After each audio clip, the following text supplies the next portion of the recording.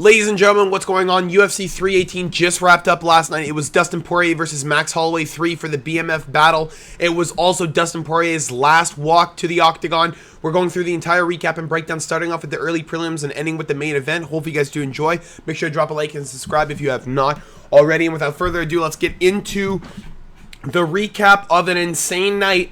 I was very, very happy with the fights. I was very, very impressed with the prelims, and that is because there was a lot of finishes. Let's get into the first one, which was Carly Giudice versus Nicole Cagliari. Jesus Christ, we almost butchered that first one. I had Carly Giudice to win by knockout or decision. The thing is with Carly Giudice, she's very, very aggressive. It comes down to the fact that when she can't stop the takedowns, she gets controlled and she gets kind of beat up really aggressively. Whenever people start to use the clinch to slow Giudice down, you can really see it inside of her fights. She starts to just throw a little bit heavier. She's a little bit more labored in her shots. She moves a little bit slower. She just doesn't deal well in those late rounds. And in this fight, I actually saw a better Carly Giudice than I think I've ever seen in my life. Ernesta Carrascate, Gabriela Fernandez, these girls were mixing it up against her and were able to get her to a split decision victory. And Carly Giudice was a little bit pissed off with those losses. She felt like she could have amplified her game a little bit better in the later rounds of those fights, and she felt like she really could have won those fights. And I'm pretty sure she did think she thought she won the Gabrielle fight. I don't agree. I thought Carly lost, but it is what it is. When you're that one-dimensional and you don't really have a whole lot else going for you, when you're just judging the strikes and the other girl's mixing it up and doing the exact same thing, I would give it to the other girl. Nicole Cagliari couldn't really get started. This girl was getting beaten up pretty bad. She was rocked pretty bad in that second round, and then leading into that third round, Carly Giudice was just landing really good knees up the middle. The uppercuts were really good. The left hooks were nice. Carly Giudice was just landing consistent boxing combinations, leading them up with multiple threads, not just leaving the one out there, not just leaving the 1-2, but a 1-2-3, maybe a 4, maybe a 5, maybe a 6, maybe a 7. She's just adding multiple strikes, able to get through the guard of Nicole Cagliari, and Nicole, she really couldn't even start. She was just on the back foot the whole time. She actually landed some really good shots in the first round. That was the end of it. Carly Giudice was allowing her to get into that dog range, allowing her to get into that close quarters, countering range. And when you have a girl with 6 inches of reach, you really want to keep that advantage of the range. Carly Giudice did keep that in rounds 2 and 3, and she ends up winning on the I was about to say on the judges' scorecards. No, she won by knockout. She got that knee to the liver, basically shut off Nicole Cagliari. I totally forgot about this knockout, actually. I literally was just talking about how it was a finish. And she hit her to the liver section, left knee up the middle, and literally dropped Cagliari cold. She literally was on the ground. Like, it literally looked like she went out cold to a head punch. She was just out. She couldn't move. She was out. Liver punch, or liver knee, absolutely perfect. Some follow-up shots, and Carly Giudice gets her first knockout in the UFC? Or second knockout in the UFC, excuse me, after that Unizi Dubin knockout. That was a crazy knockout too in the first round. That was a nasty ass head kick. But a fantastic win for Carly Giudice. Again, she is a little bit of a can, I'm not gonna lie. At 125, you kinda need to have again, I say this time and time again, when you're inside of the UFC, you need to not be one-dimensional, and that goes for all weight classes. The only weight class that you can be one-dimensional in is heavyweight, and that's just because if you throw down heavy and those guys slip into your shots, you're gone. Like Francis Ngannou did not have that good takedown, takedown defense, did not have that good of takedowns, and he was beating everyone and became the world champ against Stipe, specifically because he was hitting everyone with like fucking powerhouse. So, it is what it is, but I would like to see Carly Giudice maybe work on that wrestling a little bit more, seeing as, you got the striking down pat. Let's try and work on the wrestling. Let's try and work on the jiu-jitsu. If you already know how to strike, why are we still training striking? We don't know. Use the pads to warm up. I don't think you need much more than that. Bruno Ferreira versus Jackson McVeigh next on the prelims. And this was a pretty good fight, I'm not going to lie. Jackson McVeigh started off decent. I guess he was clearly the bigger fighter. Very large for the weight class. 185, 6'4", 77 inches of reach. He clearly outweighed Bruno Ferreira in every single portion of his body. Jackson McVeigh was absolutely towering over him, and Bruno Ferreira really started off the fight a little bit weird, was backing up the entire time, trying to find the opening for Jackson McVeigh. He was on the back foot for about the first minute and a half or 2 minutes, and eventually Jackson McVeigh was just leaving himself open to some weird strikes.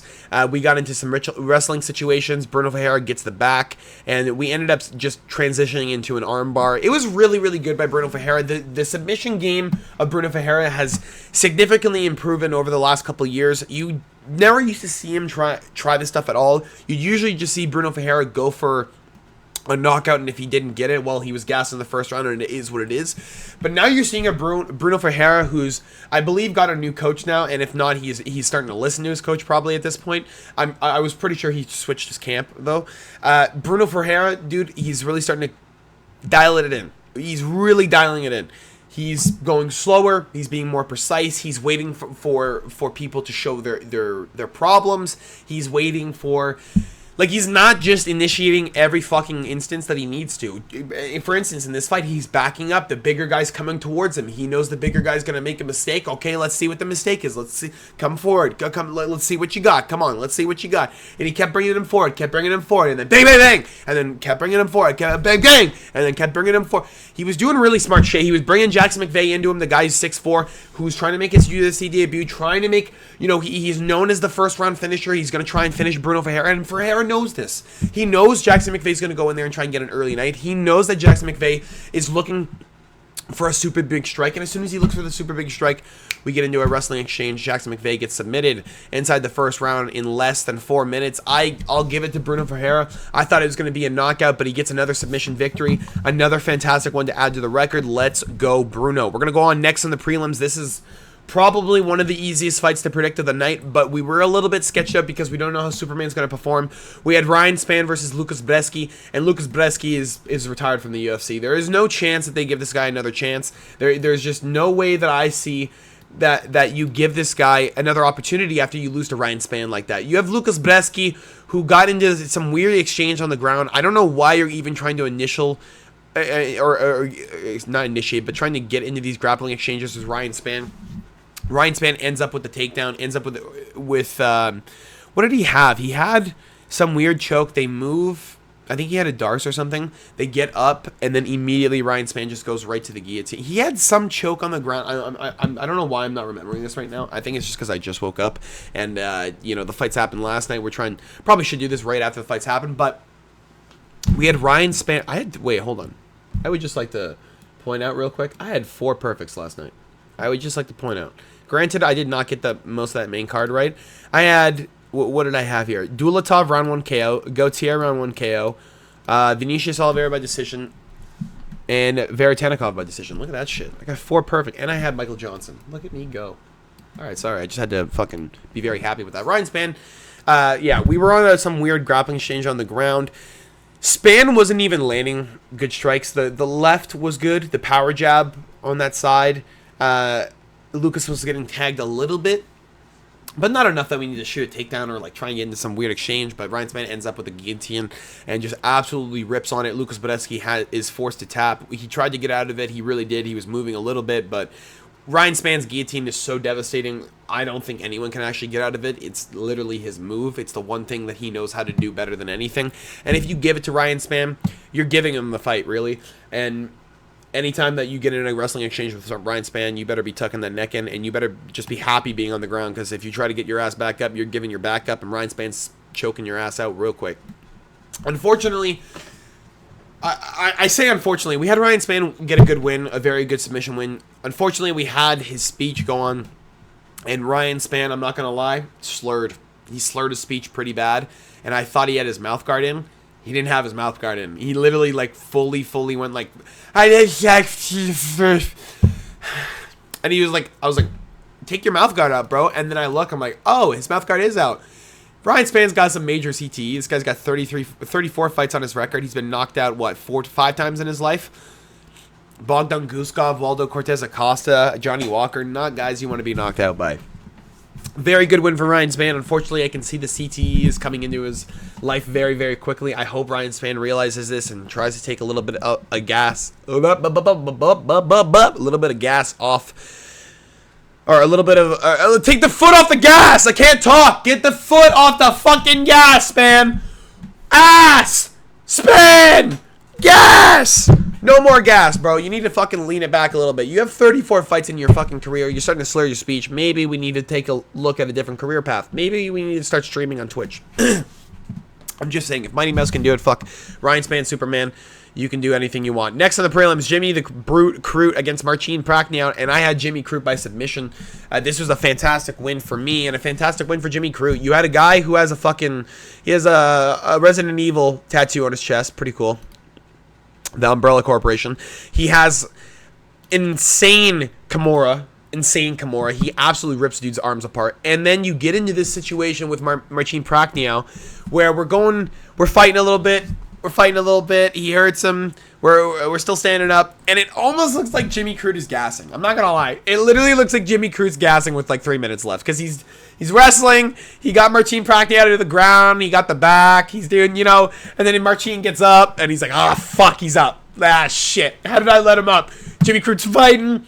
He starts slowing down a little bit. The jab doesn't come out as fast anymore. That hook's a little bit slow. And I'm sitting there watching it, and I'm going, fuck. Jimmy's going to lose. Because he's a round one fighter. He really is. Jimmy Crute is really a round one fighter. Rodolfo Bellato. That was round one, bro. He literally killed Bellato in round one. Got a 10-8 and couldn't put him away. Womp womp. It is what it is. The ref really should have stopped that fight. He didn't get it. In this fight, he got an armbar. Oh, Marcin gets out of it. Oh, he had another choke. Oh, he gets out of it. He's in an armbar. Okay, he gets out of it. No. He rolls back into the armbar. Okay, so Jimmy Crute's pulling. He's in the armbar. Marcin doesn't tap. He literally puts the arm under his armpit and cranks on it. Marcin still doesn't tap. Crute literally has to cross his legs and bend all the way back and almost snap Prachnio's arm in order for Marcin Prachnio to tap. I'm not going to lie. I think his arm did go. Because there's no fucking way his elbow should have been. His elbow was like this and all the way back. And it was getting pulled and snapped and fucking... It was just getting pulled apart. Marcin Prachnio could not hold on. Loses with less than 30 seconds to go inside of round number 1. Loses by submission due to armbar. And I don't even think he's ever gotten an armbar. That was his first win ever in his career was an armbar. I was going to say, I don't think Jimmy Crute has ever gotten an armbar. I've never seen it. I've seen him go for the Kimura. I've seen him go for like triangles and stuff, but he didn't get it. I've never seen that by Jimmy Crute. Rips an armbar. Granted, clearly his technique was a little bit off because Marcin just did not tap. He was refusing to tap. He's like, fuck you, I'm not tapping. And then he just fucking cranked on that shit. And he's like, alright, fuck this shit, I'm done. Jimmy the Brute Crute. What a win. What a way to start your win column streak. I mean, retiring and coming back because you found God makes no fucking sense. Back to a violent sport, but it is what it is. What a win for Jimmy the Brute. Let's go on next on the prelims. Islam Dulatov versus Adam Fugit. Or Fugit, whatever the fuck you want to say. I don't care anymore. Islam Dulatov looked absolutely stunning. This is the guy I was talking about that everyone needed to watch out for. He's an absolute force at 170. He has amazing power. He has amazing submission capability. And you saw his power tonight. You really did. He started off slow against Adam Fugit. Was throwing some nice strikes. Had Fugit up against the cage. Was cracking him with some good shots. Had Fugit smiling and laughing. Islam got clipped with some shots of his own. Adam was landing nice on the inside. But it was never a point where I felt like Islam Dulatov got cracked. There was a couple points where I felt like Adam Fugit got cracked. And I was kind of waiting for Islam Dulatov to just put him out. Because there was a couple points where Adam was dipping his head. He's leaning into stuff. Like, all Islam had to do was throw a knee or a hook. Like a hook after a straight or something, and he would have got him. And lo and behold, left hook just absolutely puts fucking Fugit on his ass. And he got put out like 3 times, I think. He got put out, he got woken up, and then he got put out, and then he got woken up again. It was pretty bad. He got turned off, turned on, turned off, turned on again. It was a bad knockout. It was a pretty cool knockout to watch, so I'm not going to lie, live. Islam Dulatov gets the crazy-ass finish in Tennessee, or not, in Louisiana, fuck. Is it Tennessee? No, New Orleans. What am I talking about? Fucking, I can't even think right now. But Islam Dulatov, dude, he looks insane. This guy's a runway model. He literally has a gig, like tomorrow or something. He's got a call with someone to go do a fucking gig for modeling. Like, bro, you walk into the UFC, you're like, fuck, man. He's putting on his wraps. He's like, I really hope I finish this early. I got fucking work on Monday. Shit. Imagine. This dude walks in, puts Adam Fugit out. Gets a 50K bonus, by the way. Mind you, a 50K bonus for that. And they just... Like, that makes no fucking sense that he even has a modeling career still. I don't even know why this dude's doing modeling. Like, what would have happened if Adam Fugit knocked you out? What would have happened if we went a 3-round war and you end up looking like a fucking, like a Terminator at the end of it after he gets beat up in the first movie? And he's all like busted up and he's like fucking like shriveled and shit and he's got to regenerate. Like what then?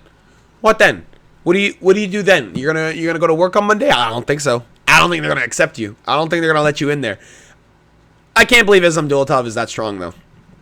Dude put Fugit out on his fucking... I mean, granted, Fugit's been out by other guys, but not that early. Never like that. That's different level of power. That's an impressive level of power from Islam Dulatov. I'm very excited to see these guys inside the UFC. He's one of those guys that people have been paying attention to for a while. Ever since 2020, you saw him get that huge... or 2021, you got that knockout over Lath Najir, and everyone's like, okay. Granted, the guy's shit, but okay, you got something. And then people heard about him when he got the octagon win. He got the knockout over John Palil. Let's try this one on for size.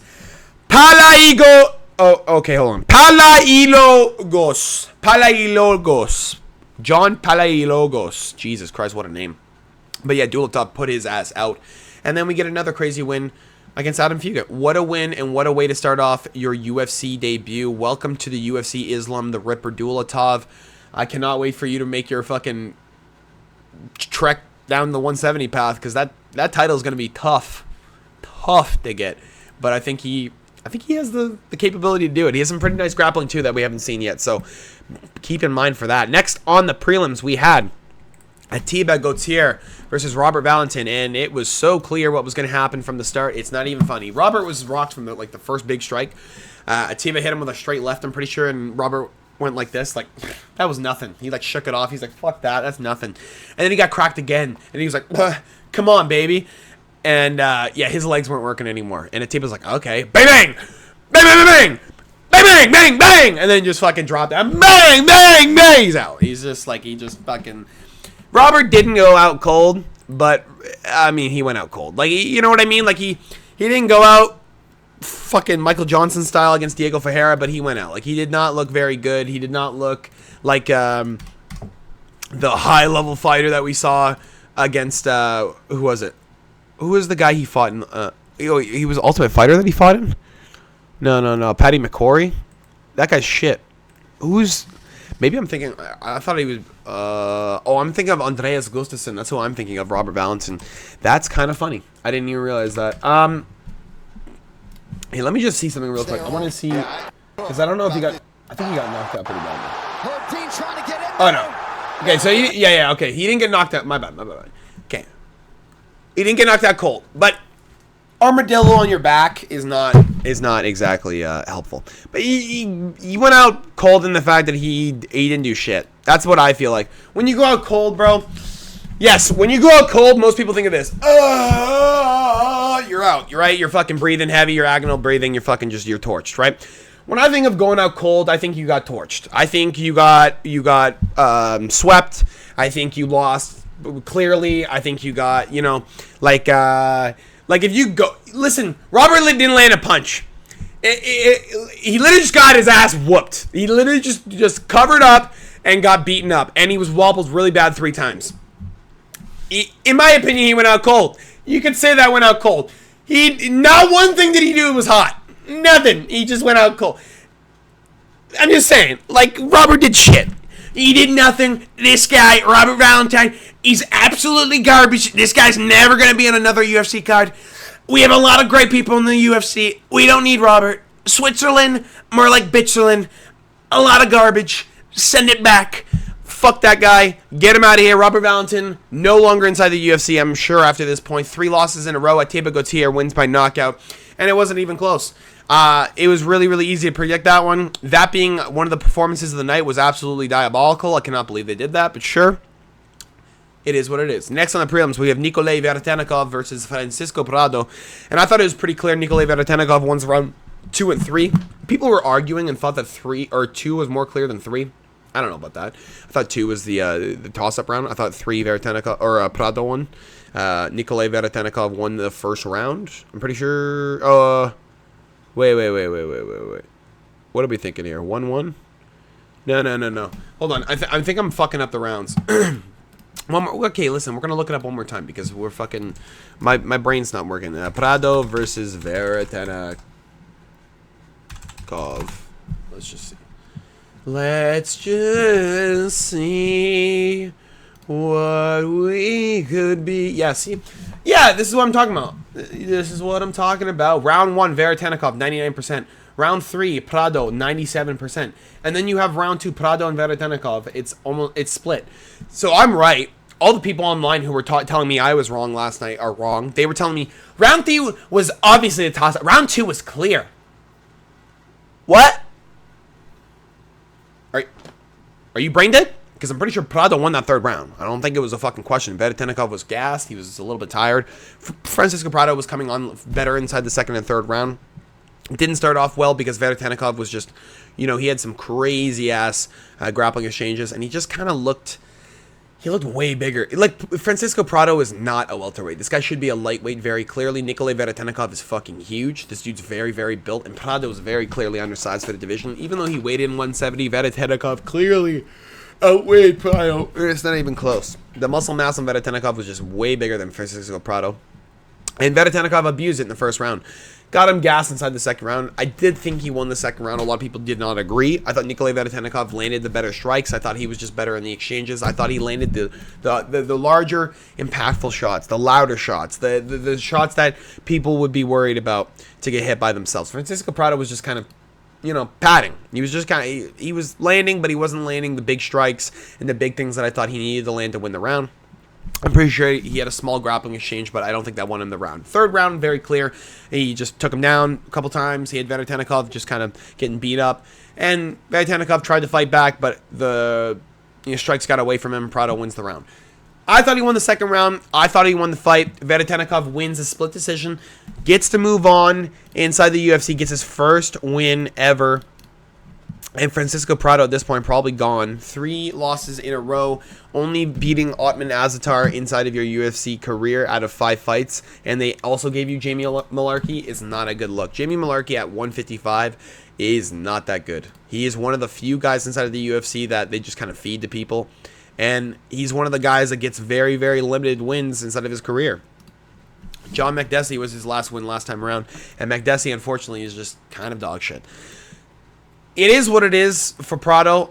I do like Francisco Prado a lot. I really did think he was going to beat Jake Matthews. He's really too flat-footed. He doesn't have the explosivity you really need to be at 170. And when you're like that and you're flat-footed looking for the perfect strike, you're not going to get it at 170. These guys are just going to take you down or just keep moving. Unfortunate, but it's still a good win in my opinion for Nikolai Veretennikov. I'd like to see him get a little bit more difficult of a fight. You know, less than Danny Barlow, more than Francisco Prado. Next on the prelims, Brendan Allen versus Marvin Vettori, the Italian Dream. Now, I'm probably in the minority for this. I had Marvin Vettori going to this fight. I also had Marvin Vettori winning at least one round. I thought it was the second or third round that was close. I thought Marvin Vettori, even though he was beaten up, that nose was broken regardless from the first round. It was always going to be bleeding, and there wasn't a whole lot more damage added on by Brendan Allen from the first round. Marvin Vettori was hurt pretty bad inside that first round. He cracked him pretty good inside the second round too, but I felt like Marvin Vettori had more of the damage going in and to the end of that second round. I felt like Marvin Vettori lost 29-28.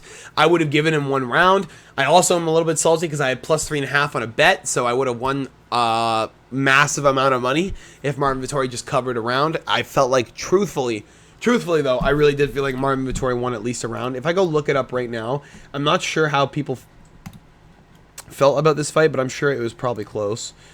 Let's see here. Yeah, a lot of people had 29-28. They gave the third round to Marvin Vettori, which, yeah, and the second round was close for Marvin Vettori.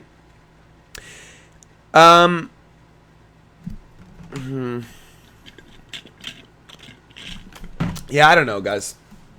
Realistically, I was actually gonna be tame about this. I wasn't gonna be honest. I'm gonna be honest about it. I thought Marvin Vettori won the fight. I'm not gonna lie to you. I thought Marvin Vettori won the fight. I thought Marvin Vettori won rounds 2 and 3. I thought Brendan Allen kind of shut himself off after that first round. I thought he went more to the antics than he did to the fight. He was pointing a lot at Marvin Vettori every time he hit him with a jab, even though it didn't really affect him. Every time he hit him with a nice shot or something, he'd laugh and be like, oh, that was a nice one. I felt like Marvin Vettori landed more damage in rounds 2 and 3. I felt like he had an argument for both rounds. I really felt like they could have given it to him. I felt like it could have been a split decision even. Marvin Vettori didn't even look that bad. Marvin Vettori, I feel like, could have won the fight if he didn't break his nose inside the first round. It was pretty clear he broke his nose. He clipped Marvin Vettori really bad, and he had him pissing out of the nose in like the first minute and a half. And that was a setter for the rest of the fight. But when you have your nose that busted up and you still almost win rounds 2 and 3, if your nose wasn't busted up, you would have won those rounds. And I really feel like Marvin Vettori landed the more damage regardless. It was a really good win for Brendan Allen, I guess. But I think it's a little bit lackluster. I think this is going to be a looming victory in his back pocket. I think Marvin Vettori, if they fight again, if these two fight again in the next 2 years, Marvin Vettori wins the rematch. I feel like Marvin Vettori here was coming on strong later in the fight. If this was a 5-round fight, Brendan could have been knocked out even. I feel like, actually, honestly, Marvin would have been knocked out if this was a 5-round fight. His nose would have given up on him. This would have been a Robbie Lawler, Rory McDonald situation. One of them would have just given up. Marvin was landing good shots. He had Brendan Allen clipped some good times. In rounds 2 and 3, he was landing really big strikes. They just didn't give it to him. It's understandable why. He was backing up. He was bleeding out of his nose. The visual did not look good. And even though Marvin Vettori doesn't really get hurt, when the visual is you're getting backed up and you're getting jabbed up and you're getting forced back, even though you're landing of your own, they all see that first round and they all see your nose busted up. They're going to give the rounds to Allen. It's understandable. I get it. It's unfortunate because I really felt like Marvin Vettori had an argument, but it is what it is. Brendan Allen wins a unanimous decision victory. And I guess moves on to 185 to where he's going to lose. I don't know how this is the fight of the night. I guess it's because Marvin Vettori is just a dog and was able to push through the pain. I would have given it to Dustin Poirier and Max Holloway. That was a crazy fight. Both guys got knocked down and we're going to war. That's just me, though. Brendan Allen, he's not going to win at top 15, man. It's just not going to happen. Brendan Allen's not he's not a high-level middleweight. It's just not, it's not in his cards. Chris Curtis, I would have beat him if he didn't fuck up his leg in the last 2 seconds of that fight.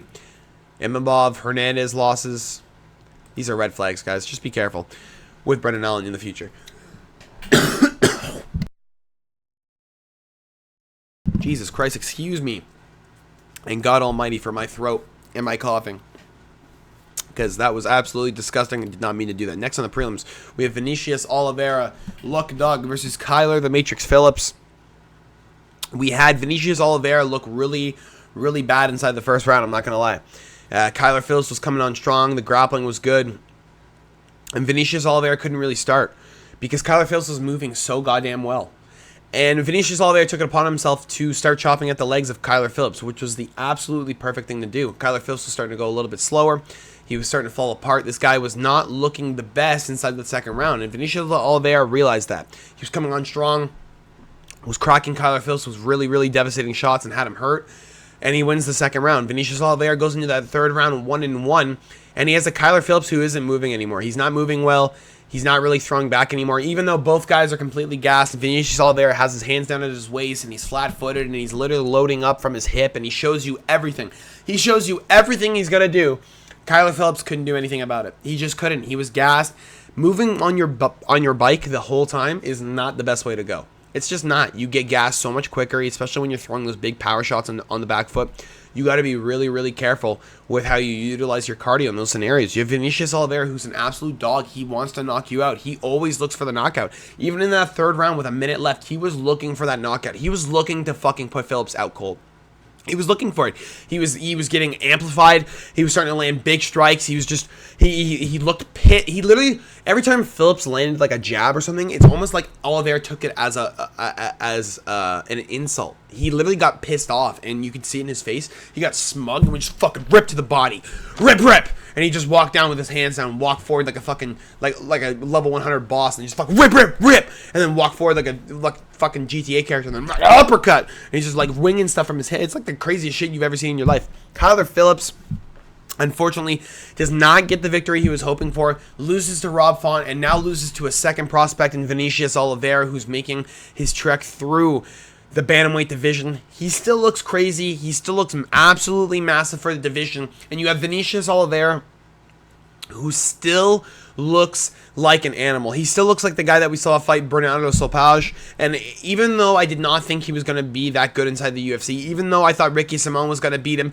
even though I thought Saeed Nurmagomedov was going to be able to out-grapple him, I have been wrong time and time again, and I'm glad to see that Vinicius Oliveira is able to take out guys who are just higher skill level than him because he's a pure fucking dog. Look, dog gets another win on his win column. Unanimous decision victory. What a win for Vinicius Oliveira. Now we're going to start off the main card. If you guys did enjoy this so far, make sure to drop a like and subscribe if you have not already. I do these every single week. We try and get the betting talk in. We try and get the predictions and breakdowns in. We try and get a recap in. And I'm trying to get a video in of something random every single week. Let's see if we can do it. Drop the like. Let's see if we get the algorithm popping. Next on the main card, we have Michael Johnson versus Daniel Zellhuber. And thank fucking God! Thank God Michael Johnson showed up. Because I called this. I knew exactly what we were going to see with Michael Johnson. I knew exactly. We were going to see Daniel Zellhuber not throw. He just doesn't go. This guy doesn't go. It showed in the Esteban Ribovic fight. He never had Esteban really hurt. He just didn't. Esteban Ribovic is a guy who's been tagged time and time again. He's a guy who gets into wild boxing exchanges and gets tagged because he's a smaller fighter and he fights on the outside. Daniel Zellhuber has 77 inches of reach. He's 6'1". He couldn't outreach Michael Johnson. I don't know what game plan they used at Extreme Couture, but the full first round, the only strikes Daniel Zellhuber threw were strikes to the body. It was a right kick to the body. That's all it was. He had left foot forward. He was just orthodox power shot, bang, power kick, bang, power kick, bang, power kick, bang, and Michael Johnson's like, okay, jab to the body, jab to the body. Jab to the body. Got Daniel comfortable with that jab to the body. Boom, boom, boom. Up top. Cracks Daniel. Boom to the body. Boom to the body. Boom to the body. Boom, boom, boom, boom, boom. Up top. Michael Johnson was doing that the whole fight. Daniel Zellhuber just kept kicking to the body. Kept kicking to the body. Michael Johnson was outlaning him. Outlaning him. Outlaning him. Oh, no. No, we're just going to give up. Okay, you give up the first round. And they tell him, look, you might have lost that round. You need a key. He's like, okay, good. Yeah. Wow, he's a lot faster than I thought. I'm sorry, Daniel Zellhuber. 40-year-old Michael Johnson's a lot faster than you thought. How about you watch his fights? How about you watch any of his fights? This guy's obviously always going to have his fucking, whip, bro. This guy's always had speed. Always. He was even quicker back then. He's slower now than he was back then. That's what they don't understand. He's literally slower. Father Time always catches up. And it has caught up to Johnson. But Johnson's so fucking good that it doesn't matter. This guy's like the biggest wild card you've ever seen in your life. It makes no sense. He's a glass cannon. He either wins stupid fucking fights that he shouldn't win, and he loses the dumb ones, or he just, goes out there and looks like a goof. And in this one, guess what? Or it not looks like a goof, but they steal the fight from him. There's been a lot of decisions from Michael Johnson that they've ripped from him. They just don't give him it, and I don't know why. But guess what, guys? Guess fucking what? Michael the Menace Johnson gets a decision victory over Daniel Zellhuber. Knocks him down inside the second round, has him hurt really bad. They go into the third round. He's a 25-1 favorite. Daniel Zellhuber's like, oh my God, I need to catch up. What am I going to do? Kick to the body. Kick to the body. Kick to the body. Why? Stop! Like, you're not hurting his arm. This is not a 5-round fight. His arm's not fucking hurt. He's literally just blocking. Bang. Bang. Bang. Michael doesn't give a shit. Michael's been getting kicked in that arm for 15 years in the UFC. That's just the UFC. 15 years of getting kicked in the arm in the UFC. You don't think that his arm's numb by now? You don't think he's got some fucking strength built up in that arm to block that? You don't think it's like a normal thing for his body to take now? It's been 15 years of just high-level UFC guys beating the fuck out of him. You think Daniel Zellhuber's pussy little fucking kick is going to do anything? Daniel Zellhuber can barely get knockouts in the fucking first round. He doesn't even have a knockout in the UFC. This guy's just a pure fucking pillow hand fighter. Got wins in looks. Oh, good for you. You knocked out a guy in looks fight. Who, a fucking taxi cab driver? God damn. I really felt like Daniel Zellhuber was going to knock him out too. I felt like Daniel Zellhuber was going to knock out Michael Johnson, but I had Michael Johnson to win. I took him. I bet him. I had him to win. I had a feeling Michael Johnson was going to go out there and make a fucking statement. And that was a fucking statement. I call that a statement. That's a fucking statement. You've never seen a statement like that before. He loses the third round, and arguably he didn't, but who gives a shit?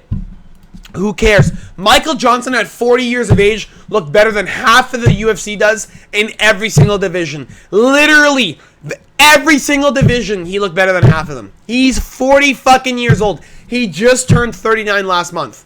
He just turned 39.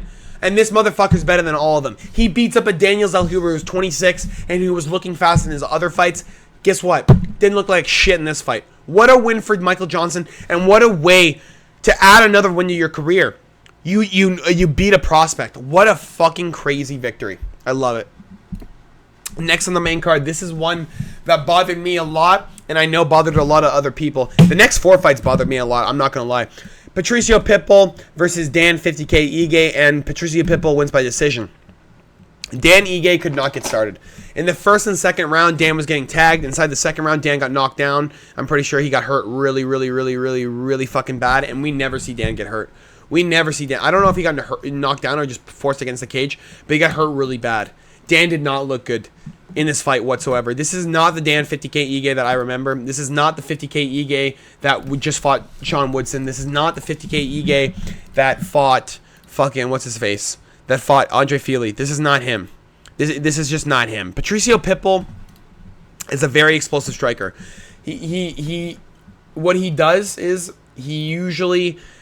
He'll wait for a perfect. If he gets you with something big, if he cracks you really good, Patricio Pitbull. I don't know why the fuck I'm stuttering so much. I don't know why there's so much slurring in my speech, but it's absolutely impeccable. We had Patricio Pitbull, a guy who takes his time. If he finds the perfect shot, then he goes in. He found the perfect shot on Dan Ige, and he flurried. I had not seen a Patricio Pitbull flurry in a couple of years. I had not seen it since Bellator. He did not do it against Yair Rodriguez because Yair was just so far ahead, he could never get the perfect strike, and Yair was moving so well. He cracked Dan, and Pitbull, literally like a Pitbull, fucking went on that kid. Like, tried to put Dan Ige away, and then went right back to what he was doing. Like, it wasn't even, it was like a Yoel Romero thing. It was like, he fucking blitzed him, and he's like, all right, back to it. I know I won the round. What are you going to do? And he just sits there. He's like, he's just the fucking, the Yoel Romero, just fucking just like, let's go, baby. I don't understand how the fuck Pitbull does that. I don't. It's just small uses of explosive energy, I guess, is a way to win a fight. I don't recommend doing that at 145 because when the guys try to put pace on you the whole fight, not going to work. Danny Ige, unfortunately, did not put pace on him the whole fight. What I would have done if I was Danny Ige, and I know it's really easy to be a Monday night quarterback, especially when I'm sitting from my chair and I'm not even fit enough to be a fucking fighter. Well, fit enough to be a fighter, maybe. A fat fighter, maybe. Fuck, if Butterbean can be a fighter, I can be a fighter. Danny Ige, though, what I would have done is I would have forced the pressure a little bit more. And granted, again, I'm talking out of my ass, but just listen to me for 2 seconds. If anyone's watching, listen to me for 2 seconds. If I was Danny Ige, I would have forced the pressure on Pitbull right away. I would have utilized the jab, and I would have tried to force Pitbull against the cage. Pitbull does not like being forced into a corner, even though he's a counter striker. He doesn't. He likes being in the open space because he likes being able to move. When you force Pitbull against the cage, he kind of starts to crumble, and he opens up the body shots because he gets a little bit worried about the head strikes. Danny Ige is really, really good to the body. He could have utilized that to rip to the body, and he could have utilized it to maybe get a takedown on Pitbull. Pitbull has really good wrestling, but if you get a double leg, you're getting him down. Like, Danny Ige is not bad in the submissions. He's not bad with the wrestling. Pitbull's probably a little bit better, but you could have utilized the clinch work maybe a little bit more. Maybe you could have forced Pitbull against the cage, and you could have, you got to force closings. You can't just allow Pitbull to move around the whole cage. You have Dan Ige, who's trying to look for that perfect strike himself, but while you're looking for it, you have to move forward. You have to force this kid into a corner. Because Pitbull is a guy who doesn't, first of all, his career's on the line, so he's going to be looking for that anyway. Second of all, he's being forced, or he's not being forced into exchanges. He's being allowed to play his game in the open field. You can't allow him to be in the open field. You saw in the third round, Danny Ige tried to force it a little bit more, and that got Pitbull working a lot. You had Danny Ige who knew he was down 2 rounds, and he was going forward, and there was nothing that Pitbull could really do. It was forcing Pitbull to be on the back foot. It was forcing Pitbull to not be able to do what he wanted to do and not be able to explode. Danny Ige only realized in the third round, couldn't get it going in the second round. Ends up losing a unanimous decision victory to Pitbull. It's unfortunate, but it is what it is. Danny Ige, maybe next time someone fights Patricio Pitbull, they'll force some pressure on him like Yair Rodriguez did and like all the guys in Rizin did. Because as you see in Rizin, that Chichiro guy just forced everything on him. Literally forced everything and just put him out. Sergio Pettis was forcing pressure on him. Remember that. Remember that. Go watch those fights back. You'll see what I mean. Next on the main card, Daniel D-Rod Rodriguez versus Kevin Trailblazer Holland. Now, this is an absolute fucking curse. Every single time Kevin Holland gets ranked, he gets put away. Every single time. Every single time this guy gets ranked, he loses. Every single time without fail. And Daniel D-Rod Rodriguez was a plus 500 underdog going into this fight. Kevin Holland was a huge favorite. We all thought Kevin Holland was going to be able to finish D-Rod. D-Rod's been finished by Ian Machado Gary. He's been finished by Neil fucking Magny. And that was like 2 years ago or something. He got finished by Darce.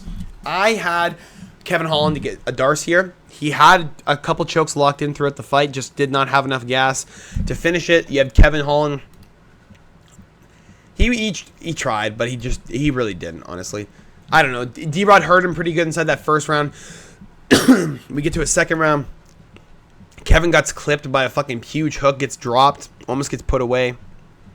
Inside the third round, he gets hurt pretty bad too. And he loses pretty much every single round to Daniel Rodriguez. It was 29-28. I don't know what round they gave to Kevin Holland, maybe the third round. But it was an absolutely insane fight. D-Rod just coming on strong, coming out of that fucking slump, I guess. He didn't look that good against Santiago Ponzinibbio. I did not think that version of D-Rod was going to be able to beat Kevin Holland. And guess what, guys? I was wrong.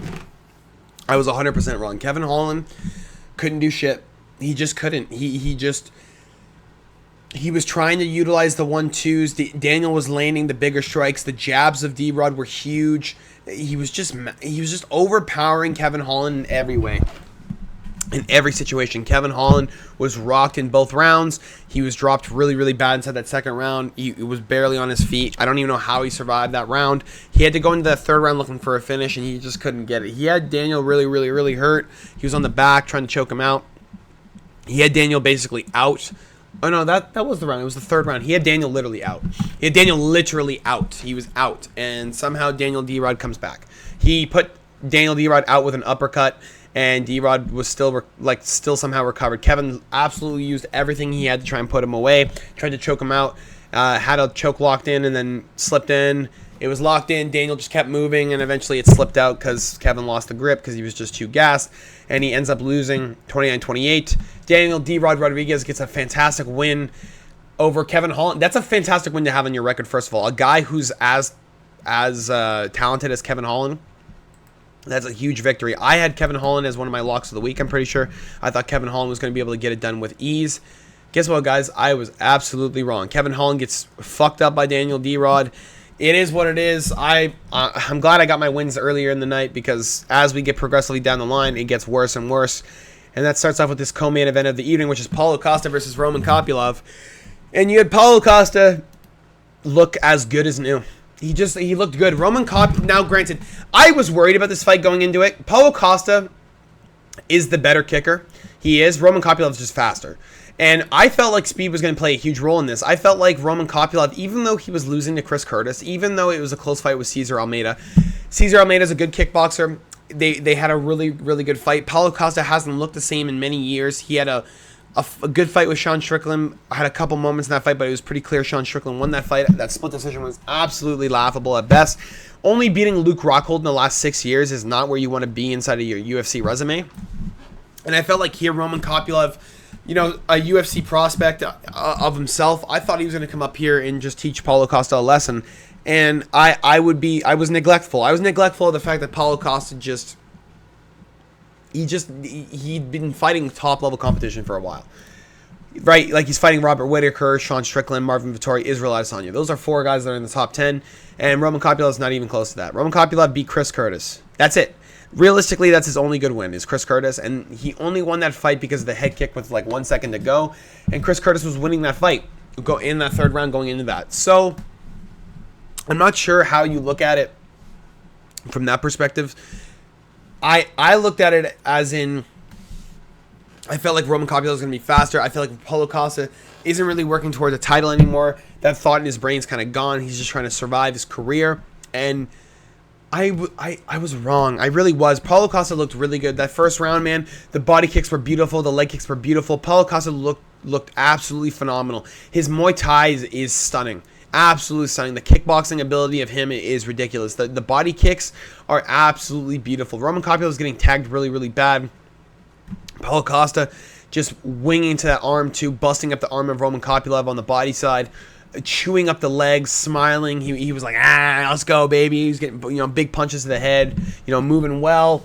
Paulo Costa looked absolutely phenomenal. Second and third round, I thought was pretty clear for Costa. I thought he won 30-27. I thought Paulo Costa looked as good as he'd ever looked. I haven't seen this Paulo Costa since the Yoel Romero fight. And Yoel Romero was a tough motherfucker in that fight. That was back in 2019, and that was a crazy, crazy fight. Go watch that fight if you don't remember.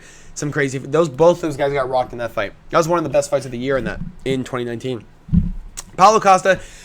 He gets a good win over Roman Kopylov. I would have liked to see Roman Kopylov utilize a lot more of the kickbox. He did not throw any output. He was outlanded in every single round by almost double in every single round. He was outlanded in the first round 11-29. He was outlanded in the second round like 19-36 or something, and the third round was like 44 to something. It was not good. It was something like that. It was just not good. The striking differential was crazy. The fact that Roman Kopylov didn't even try to get back in the mix was a little bit baffling to me.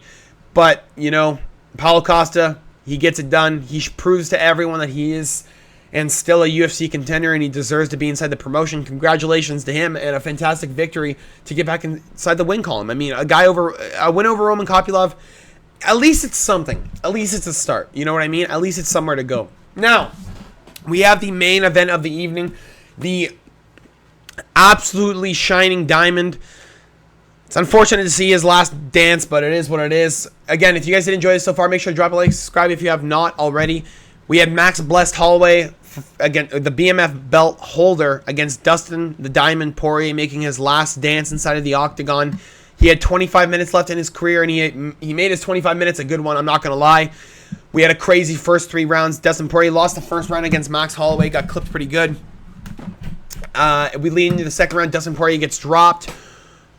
Wait, was it the first round he got dropped or the second round? He got dropped, I think, in this... No, he got dropped in the second round. He got back up, and then Dustin drops Max back, I'm pretty sure is what it was. And Max was hurt really, really, really bad. He was slamming on him, hurting him, and he almost had Max out with like 2 seconds to go. And the buzzer goes, the horn, and guess what? They didn't even fucking hear it. Dustin's like looking at the clock like, what? There's 0 seconds. Why am I still here? The crowd was so loud in Louisiana when Dustin Poirier was on top that the fighters and the ref couldn't even hear the horn. They literally couldn't even hear the horn. No one in the octagon could hear the horn. That's how ridiculous the sound was. Dustin had him hurt. We go into the third round. It's 1-1, and Max Holloway's starting to piece him up. Max Holloway's starting to put it on him. He's starting to go. Max Holloway, when he throws 1-2-1, 1-2-1, 1-1-2, 1, he throws 3 pieces, 4 pieces, 5 pieces. Dustin Poirier is throwing a 1-2, 1 uppercut. He's going good. A good clip, good jab there. He's not throwing extended combinations, and that's probably where he faults in this fight. That's probably why he lost. It's because he didn't put anything together. You have to put together multiple combinations on Max Holloway because Max Holloway's coming out straight, right? When Max Holloway dips out, when he's not dipping on an angle, you need something straight. Otherwise, you're not going to clip him. And Dustin wasn't throwing anything straight. He wasn't throwing a 1 and then a 2 behind it. He wasn't throwing like a Canelo, like soft jab and straight right behind it. He needed a little bit more, I think, to win the rounds. Max Holloway wins the third round. We go to the fourth round. I thought it was pretty clear Max Holloway. It was close, but these guys are throwing down. We're having a brawl. They're starting to bleed. There's a cut underneath Max's left eye. There's a cut on Dustin Poirier, and we're having a fucking war. And it's very clear Max Holloway won the round. He's outpacing him, outstriking him. And we get to the fifth round, and it's just an absolute fucking... It's just a fucking show. It's an absolute show. These guys go to war. They were fucking throwing down. No takedowns. It was pure stand and bang. Let's see who's the better boxer in the UFC. But let's see if you can go out with a bang. Dustin Poirier, he's going, he's swinging. And then they go down to the last 10 seconds. And there's 15 seconds left. Dustin looks at the clock. Max looks at the clock. They count it down. And then with 10 seconds left, clappers go. They point down, and Max goes, bang, bang, bang, bang, bang, bang, and then he clips Dustin, and Dustin's like, oh, fuck this, and he just holds him, and he holds Max all the way to the end. It's a funny way to end it. Unfortunately, Dustin Poirier did not get the victory he was hoping for. He did not get the performance of the night bonus, which I thought they deserved. I thought this was the fight of the night, clearly. Dustin Poirier and Max Holloway both dropped each other. They both went to absolute war. They both had, what? How many strikes were thrown in that fight? Max Holloway versus Dustin Poirier 3. Let's see how many strikes were thrown. Here, I just have to type UFC. I don't know what I'm doing. UFC, bang. Let's see how many strikes were thrown. Look at that, guys. For your fucking entertainment, 600 strikes thrown, and all of them were significant. All of them. Every single one was significant. 620 strikes. All for your entertainment, boys. All of it. They bled for all of us to watch. Diamond bled on his last retirement. He had 5 minutes left in that octagon, and he put on a fucking show for 5 minutes left in that 5th round. What a way to go out for Dustin the Diamond. He loses 49-46, 49-46, and 48-47. Unanimous to Max Bless Holloway to become, and still, BMF belt winner. I don't know.